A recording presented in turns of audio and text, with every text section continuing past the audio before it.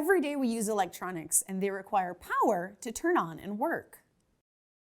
Sometimes we can plug into a wall for power. But if we want our electronics to be portable so we can carry them around, we use batteries. Different types of batteries can supply different amounts of electrical energy measured in volts. Here are some of the types of batteries commonly used. D, C, AA, AAA, and some small button cell batteries are 1.5 volts. These CR2032 coin cell batteries are 3 volts.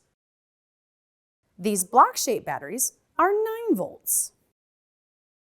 Multiple batteries can be used together, adding up their voltages to provide more power. Using 2 AA batteries at 1.5 volts each gives you 3 volts, or 4 together gives you 6 volts. Electronic circuits each require a certain amount of energy or voltage to work. This amount can be different from circuit to circuit. We can use combinations of batteries to get different voltages to use with various circuits. Frequently, all these batteries are single use. They start at or above their rated voltage and slowly drain. Once they drop below a certain voltage, they're considered dead. Frequently, the bigger the battery, the longer it will last. While some batteries are single use, others are rechargeable, like those in a cell phone. Rechargeable batteries require a special circuit that allows them to be recharged. If you can plug a cable into the device to be recharged, then that special circuit is built into the device.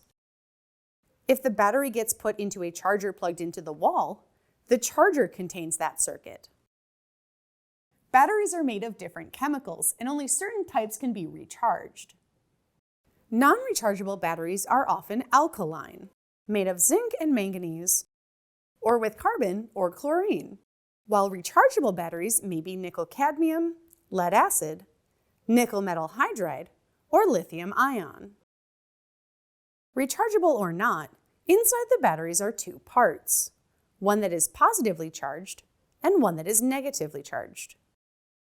When connected in a circuit, those charged areas push and pull electricity through the circuit, making it work. Kind of like how the positive or negative ends of magnets attract or repel each other. But it typically only works in one direction.